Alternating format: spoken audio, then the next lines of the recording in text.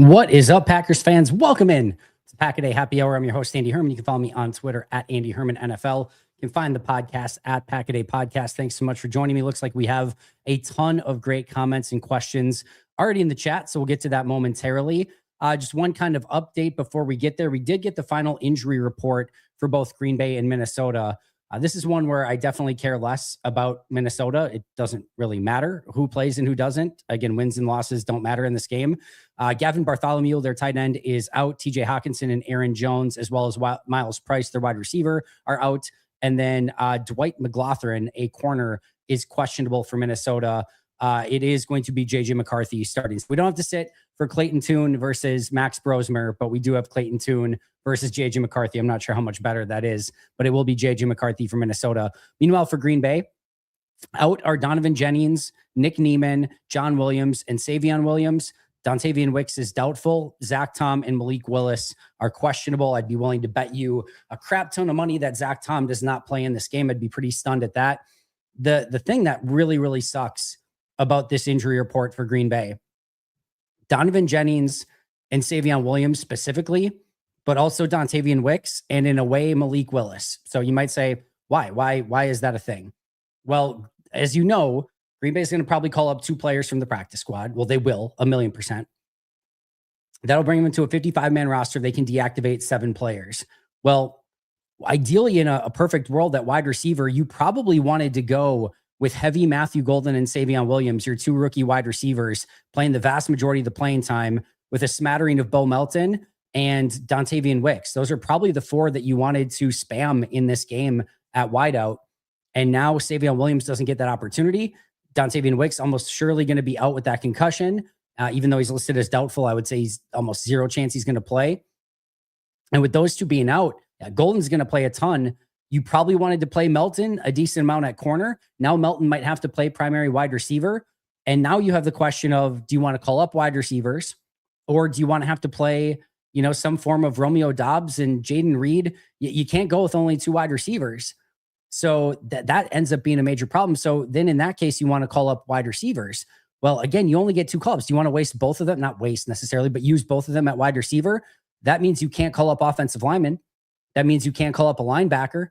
What I think could potentially happen here is you could see Donovan Jennings go on IR to get you Brant Banks up on the active roster. That could be a possibility. If they're not sure about Savion Williams, it's possible that he could go on IR and another wide receiver could get activated. Maybe we get Will Shepherd for this game, but they're going to have to be very cagey and crafty. But it was the worst case scenario. In normal cases, Savion Williams or Donovan Jennings being out, you don't even give it a second guess. But in this case, both of them would have started in this game, and you want them healthy. And then the Malik Willis situation, Clayton Tune's going to be the starter. You would love to just say, well, Desmond Ritter's going to be the backup, right? But again, you only get 2 call-ups. Ritter's not on the 53, and you might need both of those for wide receiver. Again, even if you do that, your linebacker is very thin. You only have 4. You probably don't want to have Cooper or Quay play a ton in this game, if at all. So you really kind of need another linebacker. Maybe they can get creative with Aaron Mosby or Colin Oliver playing some linebacker, but that's another unique scenario. You probably would like another offensive lineman or 2. This isn't a 90-man roster like we've talked about. And so I think what they're hoping for is that your starter can be Clayton Tune and Malik Willis can be the backup. I don't think they have any idea of activating Jordan Love for this game.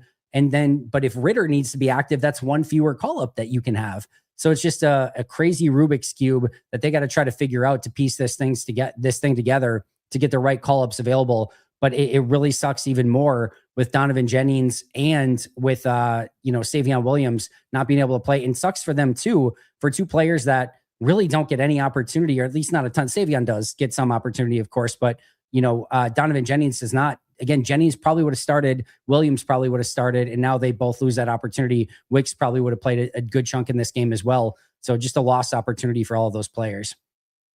All right, we're going to start right away with Pearl the Cat coming in at 8:25 a.m. Pearl was up early. Pearl wishes you and the family a happy new year. Saw your tweet about the Stranger Things finale. Without spoiling too much for others, what were your thoughts? I could probably talk the rest of the hour on this. I will first of all say I'm not going to spoil anything for if anyone hasn't seen it. I'm not going to say a thing about any sort of spoilers. I'll just kind of reiterate what I posted online. First of all, I love the series. It's probably my favorite TV series of all time. I guess probably no, I take that back. Seinfeld's my favorite TV series of all time, but in that sort of genre, it's my favorite. And I thought they landed the ending as best as you possibly could. A couple things that I would have done differently, and what I've really thought about at length, because I was a fan of Lost, I was a fan of Westworld, Game of Thrones, obviously, Stranger Things.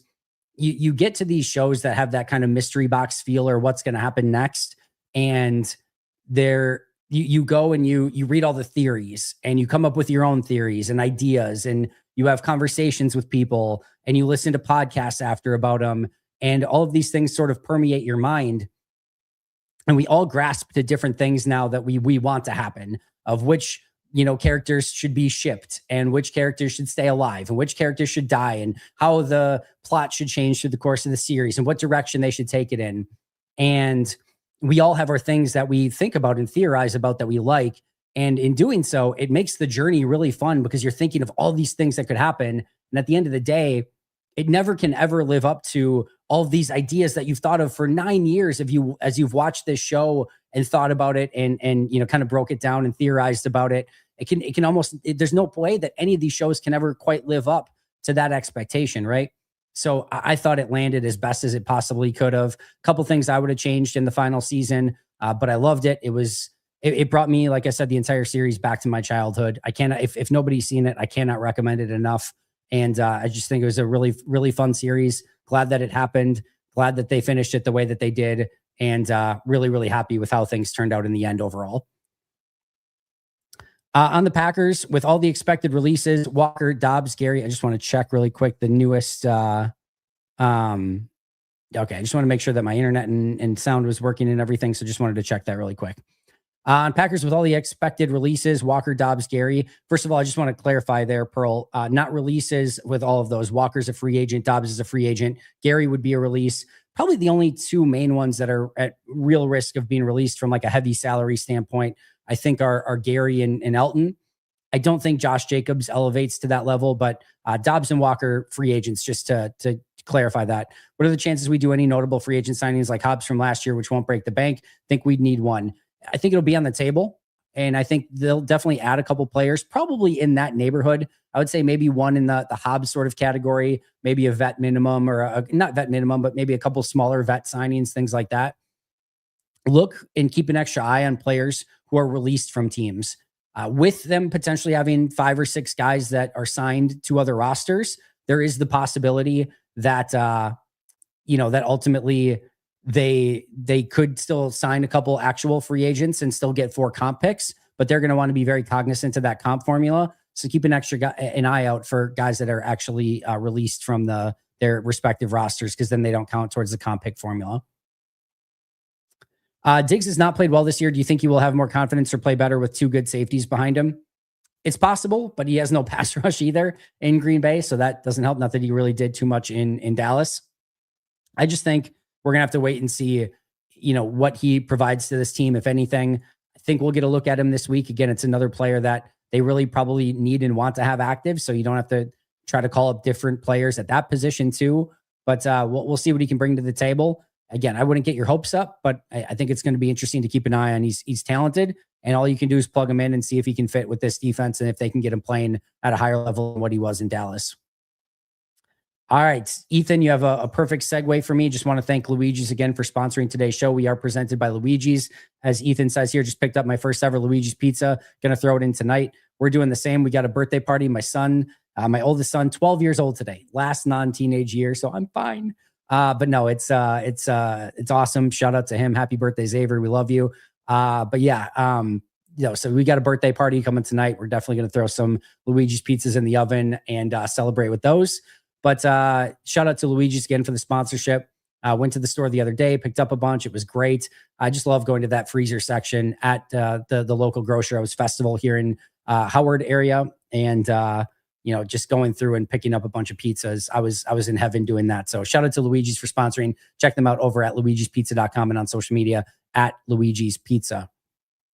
I'll get back to Ethan in just a moment. I want to get to these super chats. Hopper at the mic, Oladapo at safety or nickel. Hopper will see a ton of time at linebacker. I would guess that we're going to see primarily Isaiah McDuffie at the mic. and then Hopper at the kind of weak side or to secondary linebacker, whatever you want to call it. And then I would think that they're going to want Jamin Johnson as their third linebacker. And then you could see some trio, linebacker groups with those three specifically. Again, McDuffie, Hopper, and Jamin Johnson if they call him up. So we'll see what they do there. And then Oladapo definitely at safety. They will probably, they have different corners that they can utilize in that position. Maybe they still have to play Bullard some as well. But if you want to not have Xavier McKinney or Evan Williams in, again, unless they've got Jonathan Baldwin now. I think you're probably looking at Jonathan Baldwin and Ketan Oladapo as your two starting safeties, if I would have to guess right now. My balls itch coming in with the $20 super chat. Thank you so much. Is Jordan Morgan the left tackle next year in the offseason? I'd love to hear a top 20 countdown of all the wide receivers who played for Green Bay. Hudson to Golden, Trey Diggs will have a very good performance in the playoffs. 3 interceptions. Book it, Dano. Hey, I'll take the Trayvon Diggs 3 picks. Sign me up for that. I don't know that Golden's going to get in the top 20 of Packers wide receivers all time. I can spoiler alert say that he probably is not. But as far as Jordan Morgan, I talked about it on today's show. If I'm Green Bay, I'm getting a look at Jordan Morgan at left tackle in this game against Minnesota. And if he plays well, he's my starter in the playoffs. I think it's time. If Morgan can be anywhere near as good at left tackle as he was at right tackle, albeit in a very small sample size these past 2 weeks, Morgan's looked good. Rashid continues to struggle. I do want to correct myself. I said Rashid was my lowest graded Packer for the season. Now, Carrington Valentine is technically my lowest graded Packer on the season. Rashid Walker is my lowest graded offensive player on the season. And again, this past week, Jordan Morgan was my third highest graded player on offense. And I thought he was really, really good. So I'm getting a look at him at left tackle. And assuming Zach Tom is back for the playoffs, I'm probably going Rashid Walker, Aaron Banks, Sean Ryan, Anthony Belton, and Zach Tom going up against Chicago or Philly, whoever they end up playing. But I'm going to take a real strong look at potentially starting Morgan in that game instead of Rashid Walker. And yes, to answer your question, Morgan will get the first opportunity at left tackle next year. Sergeant Danielson, Diggs might be a bit better or a bit worse than Hobbs, and it really doesn't matter. He's a body that's filling the spot, but he doesn't cost us $48 million to be mediocre. Happy New Year, Andy, and go Pack Go. Sergeant Dan, you bring up a great point. And it's interesting what expectations are for players, right? Rashawn Gary, Kingsley, and Igbari. I would argue, and I think PFF would as well. Let's see where they have them. Rashawn Gary has a PFF grade of 64.6. Kingsley is 66.5. So Enigbari is a slight, 63.6. Sorry, 63.6. Okay, sorry. Let me restart that over. 68.2 for Rashawn Gary on the season, 68.2, 63.6 for Kingsley and Enigbari. I have a higher grade, not by much, but for Gary over Enigbari as well. So both PFF and I have graded Rashawn Gary ahead of Kingsley and Enigbari this year. You don't hear much complaining about Kingsley and Enigbari. You hear a ton of complaining about Rashawn Gary. And that just has everything to do with expectations and contract and draft positioning. If Rashawn Gary was taken in the 5th round, 4th round, 5th round, I think 5th for Enigbari, like if he was taken in the 5th round and wasn't making much money, I think we'd all be talking about like, hey, Rashawn's been, what a find. Like that's a good 5th round find for Green Bay. Like he can stay on the team for that. But when you get that high contract and when you are expected to be a lot better, and when you're picked in the top 20 of the draft, then it doesn't have that same connotation now, does it? So it is interesting always to me of how, the connotation is very different when you have that big contract. Nate Hobbs now, and again, it's different because he's played fewer snaps, but now Nate Hobbs, for me at least, has a higher grade than Keyshawn Nixon or Carrington Valentine on the season. But Keyshawn and Carrington are not getting $48 million over 4 years. So it's a little bit different. On a per snap basis, Hobbs is probably still third for me. I wonder what he is for PFF. Let's see.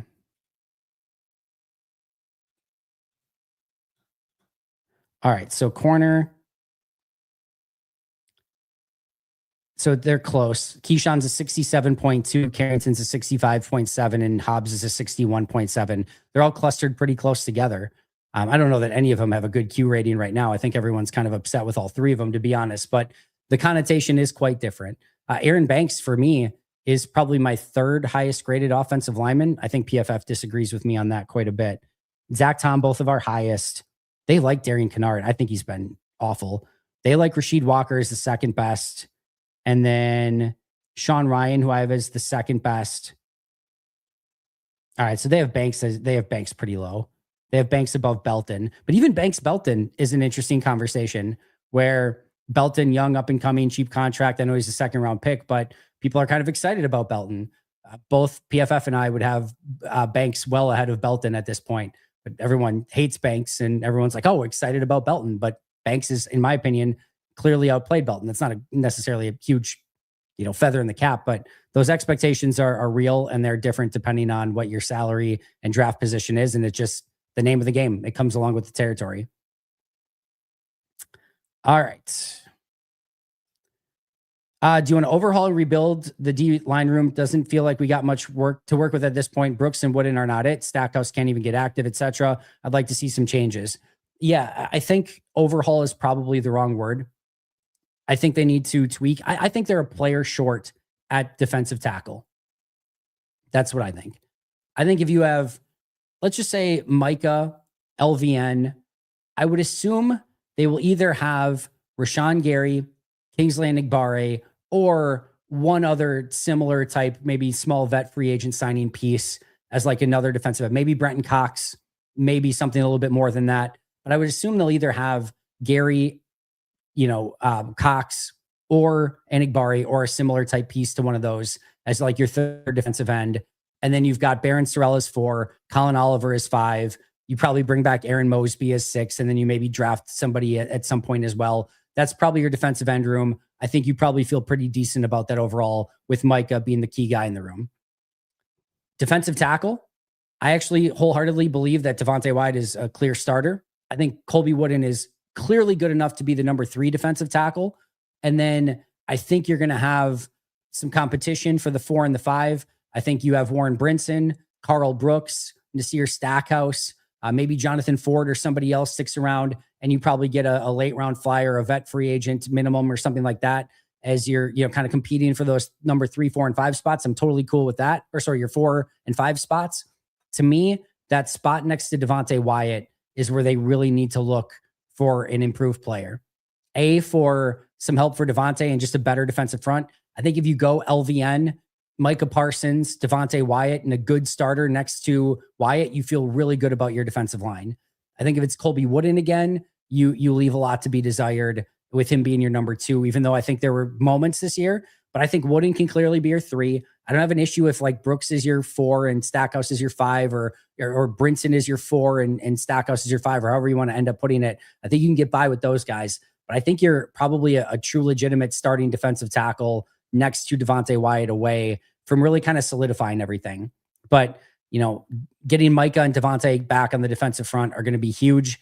And then to me, just find one more guy and you're going to be in a much better position. Baby Love, the next great Packers quarterback. I don't know. I don't think Jordan can, play for probably 22 more years ish. I don't, so until 49, we're past, something like that. Was Jordan like 27? Yeah, he's 27, right? Yeah, 27. So I don't think Love can play till 49. So it's going to be a little bit tough. We might need a gap year. We probably have one more decade in there. So Love, and then we've probably got, 8 years of Love, and then a messy divorce, a Super Bowl in there. Love goes to the Jets. And then you've got one more, gap quarterback in there. And then after that, then you've got Jordan Love Jr. is probably what you're looking at. How do the Packers this offseason look at Banks, look at the contract, and decide not to move on? I get it's going to be hard to find a replacement, but for the level of play and money, give Elton 1 year. Yeah, I don't think you move on from Elton aside from it. And I just think you have to make the decision on Aaron Banks. I do not expect him to go anywhere just based on how they do these things. But I think they need to have a really, really strong look. Now, if they cut him pre-June 1st, and this is what's really, really difficult, so right now he's got a $25 million cap hit. And if you cut him, he would have $20.2 million in dead cap. So you only save $4.6 million, but that is 1,000,000% the wrong way to look at it. You can't look at dead cap. You have to look at cash. And so he's going to get, let's see, 10 million, 17.7 million is what he would make on his base contract next year. 17.7 million. So the question that you have to ask, if you are anywhere near a good general manager / salary cap manager, the only question that you need to ask is, would you sign Aaron Banks to a 1-year, $17.7 million deal next year? The answer should unequivocally be no. The answer should unequivocally be no. You cannot, in any right mind, think that Aaron Banks would be worth that on the open market. If there's any team, and if there is any team that wants that contract, then fine, trade him for a 7th round pick or whatever you can get in return. I can't believe there's any team in their right mind that would look at that contract and say, yeah, that's a good idea. And so Green Bay has to get off of that if I'm arguing it. Now, here's where it becomes very, messy is how I would say it.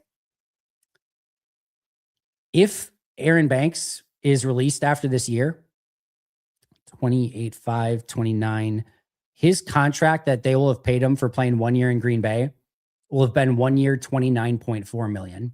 They would have paid him 30 million in total money to play this 1 year in Green Bay, a very poor football, a massively ugly signing. So this just gets to pure sunk cost fallacy. Are you willing to have the egg on your face and recognize that you just paid 30 million for one really crappy year of Aaron Banks? 30 million. Or are you going to keep him on that contract? What did I just say? 17.7 million for this year.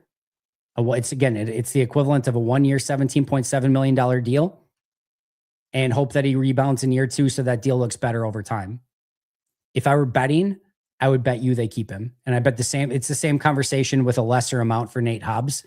They should probably release him too, and probably just have complete egg on their face for 2 really, really bad free agent signings. My guess is they're not going to do either. But Banks is a no-brainer. I don't know how any general manager would look at that and say, yeah, giving him an extra 17.7 million in cash this year in 2026 is a good idea. I don't know how you could do that. That's good money to spend elsewhere. Now you have a bad position to be in, because if Banks is gone, which again, I still think is the right move, you got to figure out something different. You've got Jordan Morgan probably at left tackle. You don't even have Sean Ryan. So yeah, you've got Anthony Belton at right guard, Zach Tom at right tackle, and you've got 2 starting spots to fill. And then you have no depth.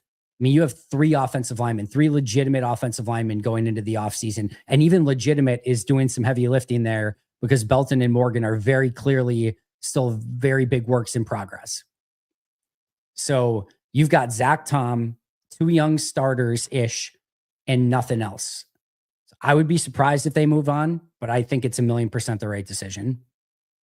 And just want to let you know, I got the Pack-A-Day and Luigi's blanket. Let's go. I didn't know they were going to send me one. They actually sent me one as well, which was awesome. So thank you, Luigi's, for that. Thank you again for the shout out to Luigi's Pizza. It's a sweet blanket. I was pretty pleased with it overall. So glad you're liking it, Richard. How do you know when to give a player the benefit of the doubt versus when it's time to move on? For example, Karl Brooks has been a liability this season, but has shown flashes in the past. I think these are always very difficult conversations. I think Green Bay gets a lot of these right. Casey Hayward, they got wrong. Micah Hyde, they got wrong. Lawrence Guy, in a different situation, but they got wrong. Taysom Hill, again, different situation. They arguably got that wrong as well. So I think in general, especially as of late, they've been pretty good making decisions on these players. In fact, they're probably a little bit too, lenient towards keeping guys around a little bit longer than maybe they should. But like Karl Brooks, I think is going to be a major offseason for him this year. He had a ton of opportunity this year.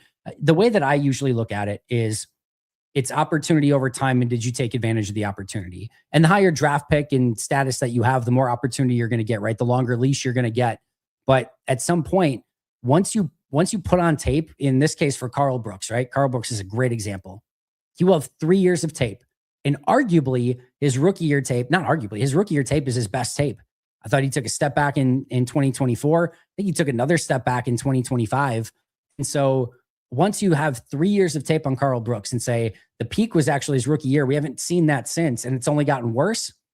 Barring now, you bring him back to training camp. There's no reason not to. He's under a really cheap contract, but barring him looking unbelievable in training camp, you're looking at finding the next guy, or you're willing to give now Warren Brinson or Nasir Stackhouse that opportunity. Give them the opportunity that Brooks got and didn't make the most of, and try to give it to somebody else and see if they can make the most of it.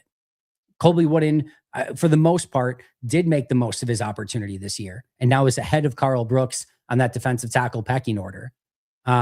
It's different for a guy like Tyron Hopper, for example, who in 2 years has barely played. So you don't want to jump to the conclusion on him yet because you haven't really seen him in action. So it's opportunity given, and did the player make the most of it? And if not, and you feel like they have reached their peak and / ceiling as a player, like that's just who they are, that's when you start churning those guys quick, because you are not nobody's going into a draft. This is not meant to be disrespectful. You're not going into a draft in any round saying, I wonder how we can find a Karl Brooks. Like, how can we find a Karl Brooks in this draft? Even in the 7th round. And a 7th round Karl Brooks might be a decent outcome. You're not looking for a Karl Brooks at any point. Every new asset that you bring in is somebody that you're hoping can be a starter / star for you. And as soon as that player recognizes their potential and they're not at that starter / star level, then you want to move on and bring in another young player who maybe with time and training, et cetera, can get to that level. So it's really once a GM recognizes of like, they've reached their peak, there's no extra level for them to get to, and it's time for us now to churn this player out and bring a new crop of young players in to see if we can get young stars or starters from that group. That's what you're looking at. So I think a Karl Brooks is a great example, and I think he'll be very much under the microscope in training camp next year. Happy New Year, Andy. Looking forward to seeing what Oliver, Golden, Savion, Sorrell, Oladapo, and the young guys have. My offseason wish list is small, just Rasul Douglas. Yeah, I guess Rasul is going to be 32 years old in August. 32. That's getting old for a corner. But they're going to need some reinforcements. I don't. If I'm putting together a wish list, Rasul is probably not on my wish list, but he probably is on a list of players that I would certainly consider as they try to, rehab that position into something that's a little bit more talented and just better off than what it is right now. We'll see what Diggs can do, and if they can maybe work out something with him to come back on a much cheaper contract next year. If he likes it in Green Bay, wants to play with his good friend Micah Parsons. Obviously, he needs to be good at football too. We'll see if that happens. But that corner room is going to be a really interesting spotlighted position as we go into the offseason. To what extent has Willis run a full offense? Yeah, I still think it's a little bit pared down for Willis, but it's tough to say. It's tough to say in its entirety because, like, going back to last game, there's 40 some snaps that he got to play. I mean, it was right around 40 snaps on offense. We didn't even get to see a full complement. And that was the one game. That was the game that they actually got to game plan for, right? Because Chicago, Love gets hurt from Austin Booker. So you don't have a game plan in for Malik Willis. So Willis, you kind of pare it down to what he feels comfortable with. And last week, we just didn't get to see a full game. So I think it's maybe the wrong question of a full offense. I bet Malik Willis knows the full offense in Green Bay. I don't have much concern about that. I think what your question is I think Matt is building a different offense for Malik than he is for Jordan because they both have different skill sets. I think if Malik was going to be the starter for the year, for example, like if Malik went into 2026 as the unquestioned starter for Matt LaFleur, he would have a different playbook that would be set up to cater to all the great stuff that Malik Willis does. And that playbook would probably be as big as the Jordan Love playbook right now, but it would just have different stuff. And Malik would have full understanding of that specific offense. So I think it's just a little bit different. I do think, as Dusty Evely has kind of gone through, and I don't want to put words in Dusty's mouth, but I do think there's some stuff where, progression wise, that you're not doing anywhere near as much of it with Malik as you are with Jordan. And I think, Malik needs to continue to improve in that regard. So I think you are, the word simplifying has, I think, negative connotations. Again, I'll just put it as, I think you're building an offense that's set for a little bit more of what Malik Willis does well, which I think is, some of the read option stuff, obviously, play action, one read, ball out, or, maybe just a 1-2 quick progression or a 3-layer progression where we saw that last week on the throw to Jaden Reed down the sideline. where I think it's Watson long, and I forget who's on the sideline, and then Reed's in the middle. He rolls out, he throws to Reed. If you get that kind of 3-layer progression, you can do some of that stuff well also. But I'll just add on top of it, I'm not doubting Malik Willis with anything moving forward. Everything that he has been asked to do, he has responded to with flying colors. So I think if he were a Green Bay Packer next year, and again, he was the unquestioned starter, to be clear, that's not going to happen. But if that were to be the case, I would expect Matt to, again, ask him to do more and more things over time as he continues to prove that he's got certain portions of the playbook mastered. All right, let's unlock other stuff and let's see if he can do that. And like I said, I'm not doubting Malik Willis with anything at this point. I will come back at 1:23 is the timestamp for John Kramer. Andy, what do you make of Steno's comments regarding Golden not being in line for a premier role? Yeah, I talked about it today on the pod, so we'll try not to go into it in too much detail, but you can check that out on the Grades podcast today.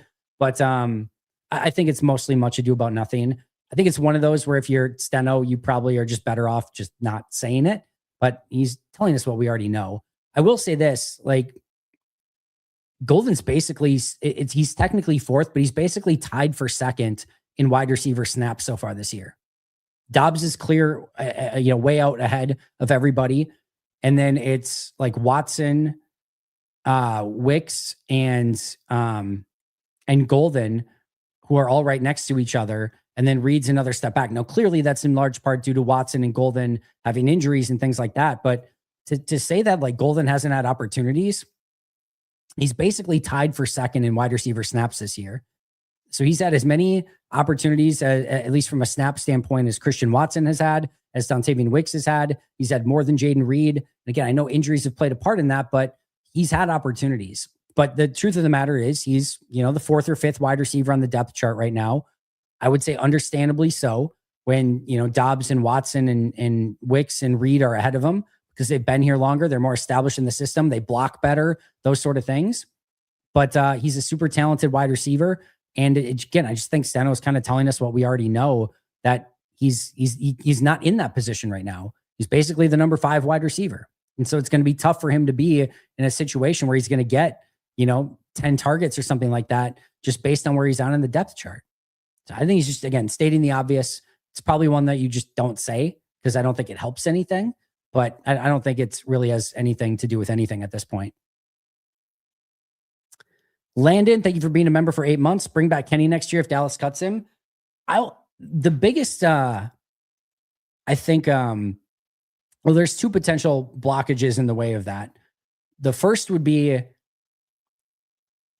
how much money does he go for on the open market? If he goes for a decent chunk of money, then I think Green Bay probably just lets him go somewhere else on that contract. The second is, would Kenny be open to coming back to Green Bay?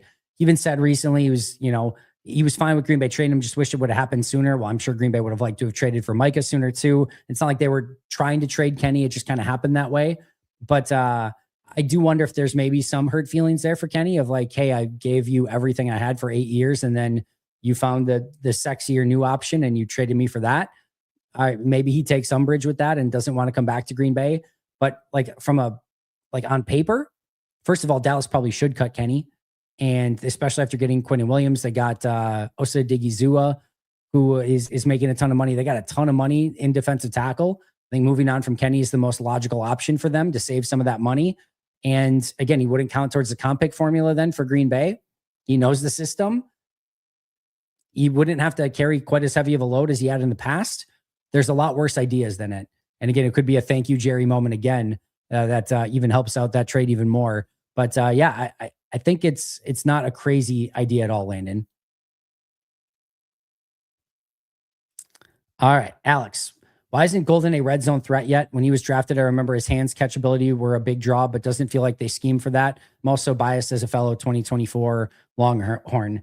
Yeah, I'd have to look at it, some of the wide receiver, packages that they've put in, or just, which wide receivers they've played more in the red zone in general. Okay. Let's kind of think about it. Red zone is tight spaces. And the more catch radius that a player can give you is usually the better. Usually in the past, I've seen a lot of two tight end sets, whether it's Musgrave and Kraft early in the year, or now Musgrave and whoever the second tight end wants to be, Josh Wiley maybe. But usually see some heavy two tight end formations.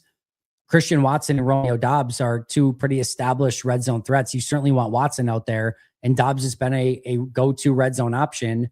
And so you can kind of have one speedy wide receiver on the field, or maybe a different change of pace there. But then again, you're probably looking at Jaden Reed being in because of him. You also have to be pretty precise. And if you're looking for that more precision type wide receiver, well, Wicks comes in that situation as well. So again, I think this is all just opportunity based on the wide receivers that are in front of Matthew Golden at this point in time. He's going to get, I think, a lot more of that next year. I fully expect Romeo to be gone in the offseason, and that should open up more opportunities for Watson, Wicks, Golden, and Reed specifically. Those four should get the vast majority of the playing time next year, assuming everyone can stay healthy. Most hated Chicagoan, thank you, my friend. When Dallas cuts him, he doesn't want to come back to Green Bay. My wish list is much more extensive, but addressing in draft and better health, hopefully. Yeah, again, I unless you know that for a fact, most hated Chicagoan, I don't know that he said anything like that, but it definitely is a possibility that maybe he's not amicable to coming back to Green Bay after they traded him away. All right. If the Packers had correctly identified Ryan as a center and Morgan as a tackle in the offseason, no need to sign Banks. You can just sign a 6 offensive lineman to a smallish contract and draft what you can. I think there's probably some truth to that, John. I just think all the way around, Banks ended up being a pretty colossal mistake for them. I think they ultimately they valued Aaron Banks as a legitimate, really good starting guard. And while even that is an overpay if they got a really good, legitimate starting guard, if they did get a really good, legitimate starting guard, you're not upset with that contract. And they just biffed the eval. It's as simple as that. And or they got the eval right and he's just having a really sucky year. And again, that's, I think if he's back next year, Green Bay is going to double down and say, we got our eval right. He sucked this year. We got to get him playing better. We're going to go get a new offensive line coach and coach these guys up. And hopefully we get a better return on Banks in 2026. That would be my guess. And I think that's what happens. I think, they haven't really got great ROI on Aaron Banks, Anthony Belton, Jordan Morgan as of yet. Elton Jenkins looked like he took a significant step back. Sean Ryan's made some progress. Anthony Belton's been very up and down. I just think they're going to look and say, we didn't get the return that we expected. We're going to change offensive line coaches rather than admit that they just got it wrong and go in a different direction. That's my guess. I could be wrong, but they're going to need to take a strong look at that offensive line in the offseason. But to your point, I talked about today, I think there's a real chance that if they could do it over, they go back. And I think you're probably looking at potentially Jordan Morgan being your starting left tackle, and then Elton being your left guard, Sean Ryan being your center, Zach Tom being your right tackle. And then maybe even if you do sign Banks, maybe it's Banks and Belton that are fighting it out for that right guard spot. And maybe Banks wins that. And like I said, I think Banks has actually been better. So maybe Banks is your right guard, and then you keep Jenkins at left guard. Even that probably has a different connotation and a better feel to it than me. And maybe playing next to Zach Tom would help Banks a little bit as well. But I think they mismanaged their offensive line. I think they got some of those players playing in the wrong spots. And this is going back. I mean, I just think just about everyone this offseason was like, yeah, Morgan should be a tackle and Belton should be a guard. And Green Bay switched it. And I think it really, really hurt them to finally now get to this point at the end of the year where, guess what? Belton's a guard and Morgan is a tackle. Should the coaches, front office have been able to make these assessments at the time, or is it just hindsight? No, I think everyone in the Packers sphere that I know of was screaming Morgan, tackle, Belton, guard. And they just didn't do it until it was way late in the season. So I think they should have got that stuff right. The Banks stuff, again, I went and graded every snap for Banks last year. I thought there was some really good stuff on tape in San Fran. I thought he was a plus player. He's played way worse in Green Bay than what he did in San Fran last year. So sometimes that happens. Sometimes you get a $20 million paycheck and things change a little bit. Well, maybe that's the case for Aaron Banks. I don't know. I do think some injuries have plagued him too, but it hasn't been great, especially as of late for Aaron Banks. And again, I just think they, for now, seemingly biffed that eval. Do you think Matt and Jeff are going to put some weird stuff on tape for the wildcard opponent to have to prepare for? Maybe a couple things. I don't think it changes things too much. I think every coach is going to view that game as not much of a factor. If I'm a coach preparing for the Packers in the wild card week, I'm not really even spending much time on Packers Vikings because it's not a real game and they're playing backups and Clayton Tune's at quarterback. I mean, I don't even know if I watched the tape, to be honest. I might take a quick skim through it, but I'm spending time on all of the, I would rather watch almost any other tape for Green Bay than that specific tape. So I don't think it matters all that much one way or the other. For all the hate that Hobbs and Banks get, what do you think the chances are having a full offseason to get healthy and a full training camp that they can come back next year and play better? I'd be pretty stunned, Dakota, if they came back and were as bad or worse next year. I really do. I think Banks is better than what he showed early in the year, especially when he's banged up and hurt and missed a lot of practice time.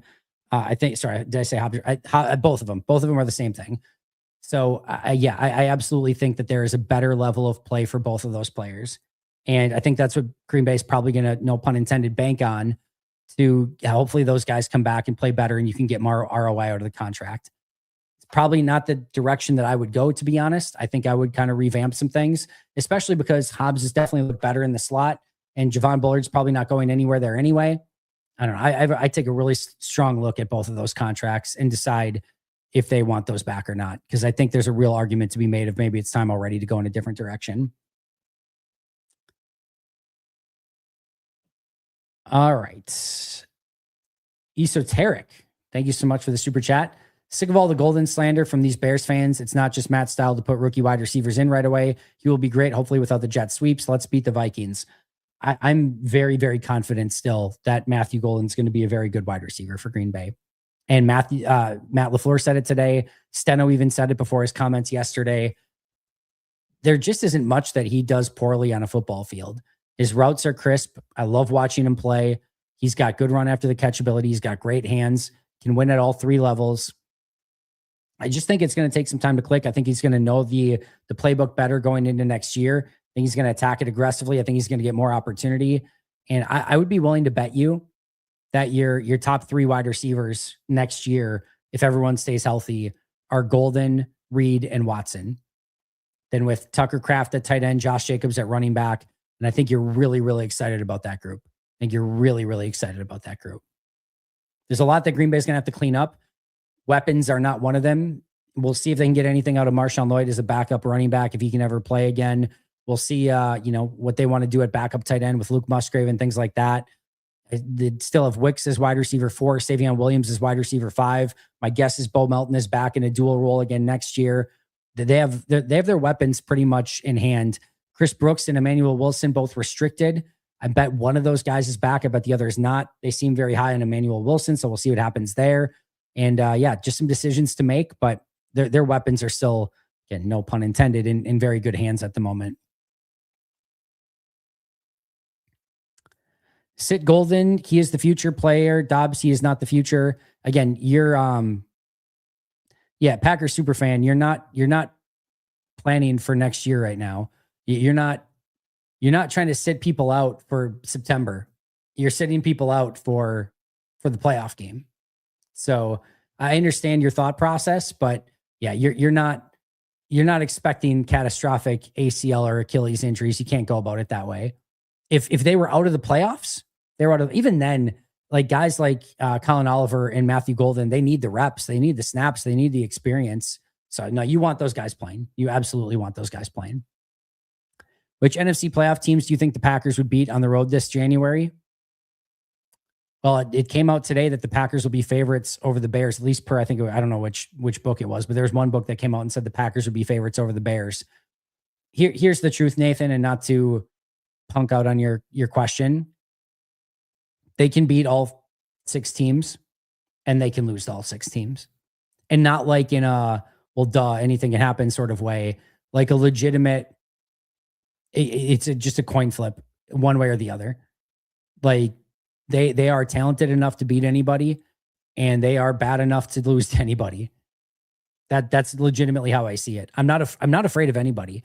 There's a part of me that honestly thinks they would go to Philly and beat Philly in Philly. I kind of think that they're due to beat Philly, and I think Philly's very vulnerable. So yeah, I'm not, there's not anybody. Well, clearly they're going to play Philly or Chicago, but I'm not afraid of either team. I certainly wouldn't be afraid of the NFC South, although they've struggled against Tampa in the past and they lost to Carolina earlier this year. The Rams are not playing great football right now. San Fran, I know, has been good and has been a playoff nightmare for Green Bay, but I'm not afraid of them. I'm afraid of playing in Seattle, but I'm not afraid of that Seattle team all that much. They can beat any of them. They can also lose to any of them. Packers the Super Bowl. Let's do it, King Kermit. Desmond Ridder could be a sneaky good pickup, chance to be the backup next year. Dennis, I think this is they had to sign somebody pickup. I would not get your hopes up about Desmond Ridder at all. The first thing is, again, I don't even know if he's going to be active this week. And then I don't think they're going to utilize a, futures free agent deal on him. And I think he probably just becomes a free agent, but we'll see. We'll see what happens. I want to get your hopes up about Desmond Ridder. I don't think it's too late to make the change to left tackle. I would give Morgan the opportunity this week to earn it. And if he looks good, I'm going with Morgan at left tackle if he looks good this week against Minnesota. Now they might start him at right tackle. We don't know what they're going to do, but if they give him the chance at left tackle and he looks great, me personally, I'm starting him in the playoff game. Why is no one saying the lack of energy in the game caused by the illness? Sometimes when I'm ill, I can hardly be bothered to get out of my chair, let alone play a game of football. Yeah, Alistair, it could have been a handful of people that had that, but man, the whole defense looked like, maybe the whole defense was sick. I don't know.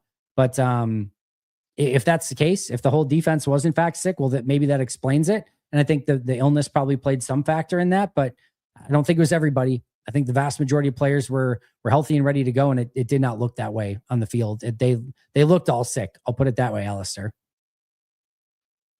Is Nasir Stackhouse that behind the other defensive tackles that he couldn't even be active on the 48 against the Ravens? Was surprised they didn't want to add him as an extra. I mean, they already had 5 defensive tackles active in that game. They had Wooden, Brooks, Brinson, Bohanna, and Riley active. And you're not going to activate 6 defensive tackles. They've more often gone to 4 than 5. You're not all of a sudden going to activate 6. And so they viewed Stackhouse so behind that new pickups, Jordan Riley and Quentin Bohanna, immediately went ahead of him. I'm assuming that, Jonathan Ford will now be ahead of him as well. But he could be active as the 5th defensive tackle. Well, he'll be active this week. I'd almost guarantee it because he's healthy and they want their young, healthy players to play. But if come postseason time, my guess is he's probably inactive for that first postseason game. Great opportunity to showcase the young guys and evaluate. Absolutely. You use it any chance you get. It's not going to be a sexy game. I think this one's going to be very bowling shoe ugly for probably both teams, but yeah, utilize it as an opportunity. All right. Could Anthony Richardson be a potential backup? Yeah. It's like a $5 million contract if they trade for him. So there's just a couple things, Indy's got to be willing to trade him first. And Indy's got to be willing to trade him for pennies on the dollar. If they're looking for anything 4th rounder up, it's just a no. 5th rounder's probably a no. 6th or 7th, you can have the conversation, right? And then Green Bay has to feel like he's a fit for what they want to do and that there's some potential there. I know Willis sucked in Tennessee and Richardson sucked in Indianapolis, and they're both extreme athletes. Richardson's accuracy is really all over the place. And there was a smoothness still to Willis, even when he was struggling in the way that he threw the ball, that I just don't necessarily feel is the same for Richardson. So I don't know that he'd actually be a great fit in the system, but if they just wanted a similar super athlete to back up Jordan and see if they can sort of do to Richardson what they did with Malik, sure, I'd be for it. I'm open to it. He's an unbelievably talented quarterback. But yeah, I'm not sure he's a perfect fit. That would be for Goody and company to decide. But definitely a name that's of interest, that's for sure.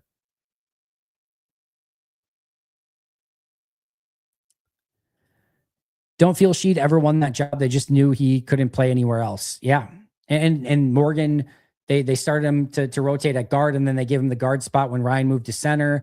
Then he didn't win that. And now finally get an opportunity at tackle and look pretty damn good.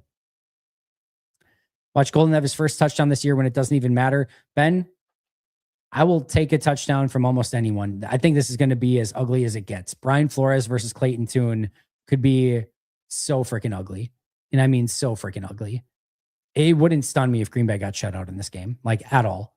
If Green Bay puts up 20 plus in this game, just extend LaFleur for however long he wants. If you go in with Clayton Tune into Minnesota against that Brian Flores defense and actually put up points, whew, that's a special effort. That's a special effort. I think this is going to be very, very ugly. So I will take a Matthew Golden touchdown this week. Sign me up. Marina, Happy New Year to you too. Thank you so much for being here.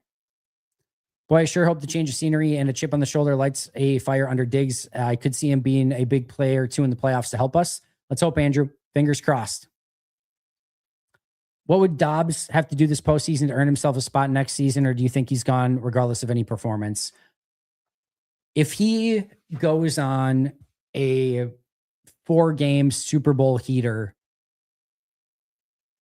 and is like, 6 for 150 and 2 touchdowns in every single game and clearly becomes Green Bay's best receiver, then he's probably back. Even then, he's just now put his contract probably in the 20 million category. I don't think Green Bay can afford that either. It's almost like this weird scenario where it's tough to find the through line of where the money would make sense for Green Bay, that you'd want him back, that Dobbs would want to be back.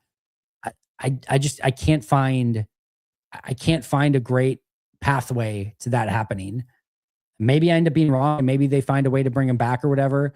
I just think when you've got 4 very capable wide receivers, an up and coming player in Savion Williams, and I'd be willing to bet you they draft a wide receiver next year, because the following year Watson, Wicks, and Reed are all unrestricted free agents. They're going to want to get ahead of that. So you're going to run out of spots. So I would be very, very stunned if he's back. Very, very stunned. Diggs was a terrible tackler last year in 2024, just of note. A terrible tackler. He's been a little bit better this year, but already has missed 4 tackles in pretty limited playing time. So he's been fine this year, but he was really bad last year. So just to kind of be cognizant of. It's been up and down year, to say the least. Do you have a favorite play from the season? I still think it might be that Micah sack in week 1 that just was so aesthetically pleasing. There's probably others too that if I went back and really thought about it. But the play that I remember off the top of my head the most is that first Micah sack. That was just such a sweet moment. You're beating Detroit. That game was unbelievable. The season might have peaked right then and there, honestly. But that was such an awesome moment. I love that one a lot. 3 weeks ago, Love was in the MVP conversation, and now it feels like people forgot. He will remind the league that he is elite come wildcard weekend. Let's hope. Let's hope, Spree for all. He's due for a big playoff game. Hasn't exactly had one since that Dallas game. So hopefully he can recreate some of that magic in the wildcard round this time, and then beyond that as well. But coaching changes for Green Bay, assuming Matt LaFleur is back, Rich Bisaccia and the O-line coach. Yeah, that's probably the direction I go in. I probably look at special teams coordinator, assistant special teams coach, and offensive line coach. We'll see if they lose anyone else anywhere where they would need to replace certain spots, but those would be the 3 that I would probably look at. All right. Happy New Year, Andy. Let's hope 2026 is a healthier year for the Pack. It can't be worse, right? Knock on wood. Happy birthday to your tween. The greatest thing a parent can claim is that they kept their kids from walking off a cliff until they reach 18. Yeah. He's everything to us. He's the absolute best kid in the world, and we're very, very lucky and very, very proud of him. Happy New Year to you as well, Hugh. Yeah, Hopper at linebacker should be fun. There's a variety of young players that'll be fun to watch in this game. Colin Oliver making his debut, Oladapo at safety. Yeah, we'll talk about a lot of those on the preview show this week for sure. How do we infuse more creativity into the offense, especially in gotta have it situations? Wouldn't another voice?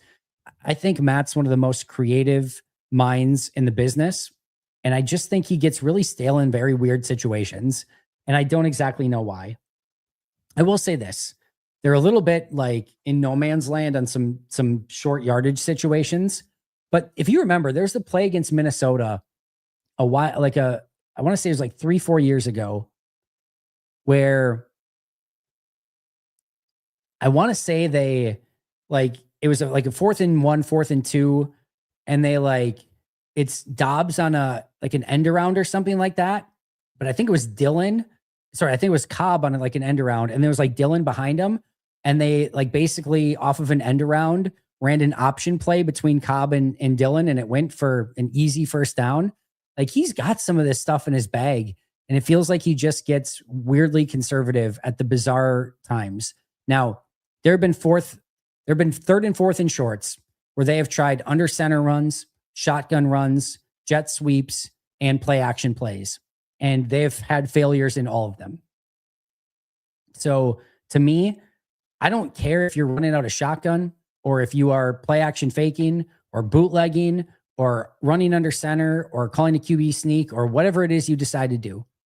They've just got to find a way to execute much, much better, regardless of play call in their short yardage situations. But do I think Matt can be more creative with the insane playbook of stuff and really fun stuff that he has in there? Absolutely. But I think he's one of the best minds at drawing up the plays. I think sometimes calling them in the right spots has been a little bit more of an issue for him. Happy New Year, Andy. Thanks for another great year of content and conversation. Jason, you are more than welcome. Thanks for being here and enjoying side content and conversation.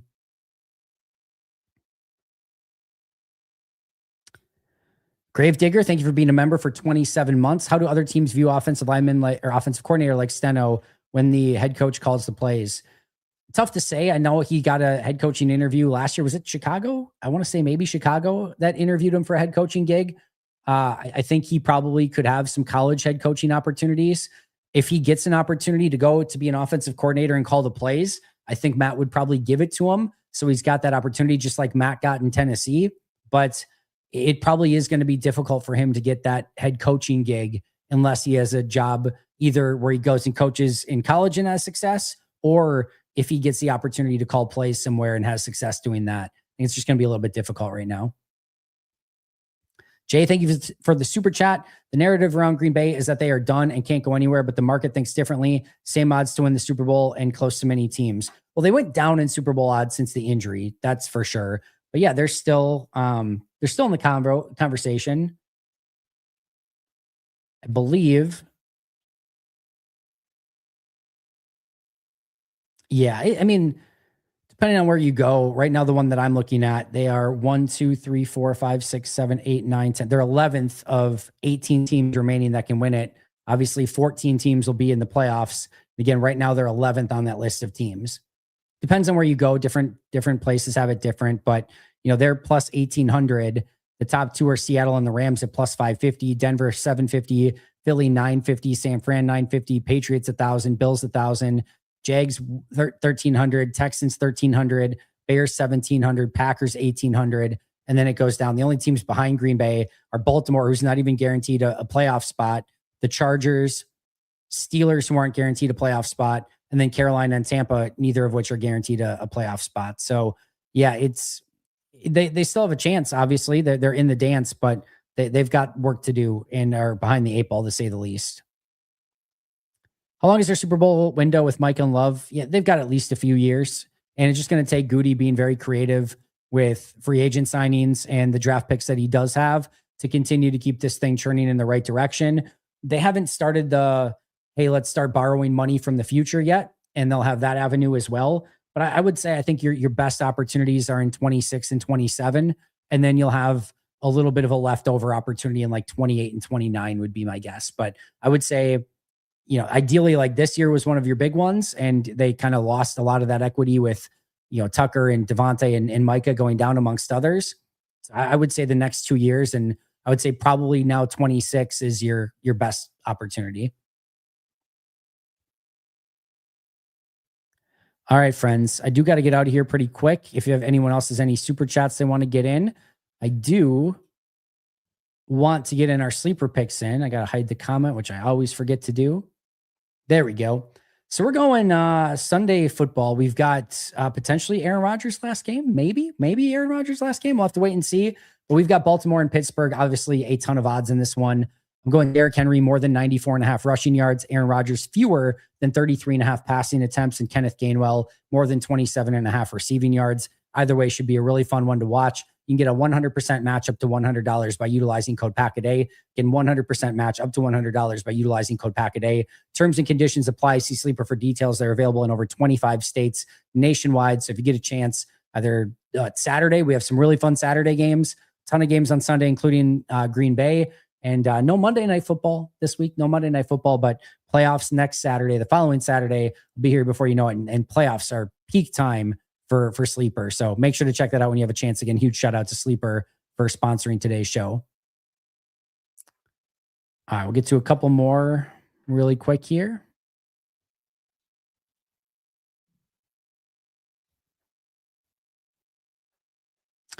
All right. Jay says, I might just be naive, but if the road is to the NFC Championship game through Chicago and a Sam Darnold-led Seattle team, this team has a shot. Yes, but you're missing a game in there, right? So, to the NFC Championship game. Got it. Okay, my bad. I misread your comment there, Jay. But yeah, it could easily be that way. We'll see what Seattle does if it's San Fran. Again, I'm not afraid of any team. I'm not afraid of any of the teams that they could possibly play in the NFC. I also know that they could easily lose in the wild card. It's going to be up to this team for how well they want to play. I'm much more afraid of the way that Green Bay is just playing in general right now than any team that they have to play. None of the other teams are that great either. Just the way that the NFL is set up right now. Everyone's got weaknesses. Green Bay's just got to find a way to play a better brand of football, not shoot themselves in the foot. And if they play their good brand of football, they can beat absolutely anybody. Packers Steelers Super Bowl. Let's get it. Be fun. Sign me up. I think there's a chance, Jordan, that Steno could be the play caller this weekend. I think there's a real chance that could happen. I don't think Matt gains much from calling plays for Clayton Tune unless he just wants to do it. But yeah, it could easily be the case. If the Packers managed to win the Super Bowl in 2010, despite all the odds being lost, I believe more now that Jordan Love is that dude. If the Packers managed to win, okay, all right. I'm not sure I totally understand the logic there, but hey, if Jordan Love can win it this year, that'd be awesome, especially with all the injuries that have happened so far. And you just imagine Rodgers takes Steelers to the Super Bowl and we see them there. We as in Green Bay, Rodgers finally makes it back 15 years later. Would be crazy. Would be crazy. I don't see that happening though, Jesus. I think they lose this week. I think Baltimore gets in the playoffs. I think Aaron does not make it. And I mean, it'd be great, I think, if Aaron made it to the playoffs. I think he's always good for TV, and I'd certainly enjoy watching him play another game. Don't necessarily want the Aaron Rodgers era to be over. So we'll see if he can pull it off and if Steelers can find a way to beat Baltimore this week. We all remember when Dom Capers kicked Clay to inside linebacker, really helped us out with how deep Williams and Bullard make the safety room. Could Halfley try X at corner? No, not X at corner. Again, I think your best bet is still Evan and X at safety, and then Bullard in the slot. And my guess is you're going to see Trayvon Diggs and Keyshawn Nixon be your two starters at corner starting in the playoffs. Just hunch. I bet those are your two starters. You don't pay $500,000 to Trayvon Diggs to have him sit on the bench. And Ken Ingalls brought up a great point today. While there's no real risk, he is under contract for next year. And with that being the case, if he were to suffer a torn Achilles or a torn ACL that goes into next year, you do have a legitimate risk with playing him in these games because now you can't release him when he's under contract next year. So there actually is some risk to that I didn't necessarily think of right away. But yeah, if he suffers a torn Achilles or a torn ACL, that would be a brutal, brutal blow for Green Bay. Because you can't release him then without an injury settlement. If he's out for the majority of the year next year, you pay a huge chunk of that $15.5 million salary potentially. So you don't pick him up to sit him. And they wanted to bench Carrington Valentine on numerous occasions last week. They just ran out of bodies to do so, basically. So my guess is you're going to see Keyshawn Nixon, Trayvon Diggs, Javon Bullard, Evan Williams, and Xavier McKinney be your defensive backfield going into that first playoff game. Guess there's only one thing left to do. Win the whole bleeping thing. I like it, Bill. Bill Brasky, you son of a. Let's see. Massive disappointing career for Aaron Rodgers post Green Bay. Yeah. The Jets stuff obviously didn't work. Let's see how he finishes. I think if you put into context where he's at in his career, I think individually, this is a pretty impressive year overall for Aaron, considering, again, how old he is and things like that. But if they don't make the playoffs, it'll, I think, be very, very disappointing for that team and for Aaron. Oh, Memorial's got a non-Packers question, but didn't ask it yet. So much for Valentine being the next man up. He killed us with missed tackles. They just can't happen in the pros. Yeah, it's, again, they tried to bench him, and my guess is they're going to want to. I bet they don't have an issue playing Carrington this week, but we'll see what they decide to do there. Here's the question. Do you think sports are massaged in any way, especially with gambling? Yeah. How aggressive that, I mean, we've seen it. We've seen it in basketball and well, there's been some betting on baseball. We've seen in basketball where, Chauncey Billups said that their team was tanking to help a better. We saw, at least allegedly, we saw players that, what was it? Terry Rozier allegedly, went out early in the game so that he would hit an under on a prop and things like that. I think the good news is I think they are catching a lot of this stuff when it happens and pretty quickly. And so they're hopefully it's decentivized, but I'm sure that there are things that are happening in just about every league and in every sport right now due to some of the gambling stuff that makes some of it a little fuzzy. I will say we have the ones that we've seen that have come out have been ones that are, again, a team that's tanking, a player that came out of a pretty meaningless game early that is not a core player, at least an important, super important player.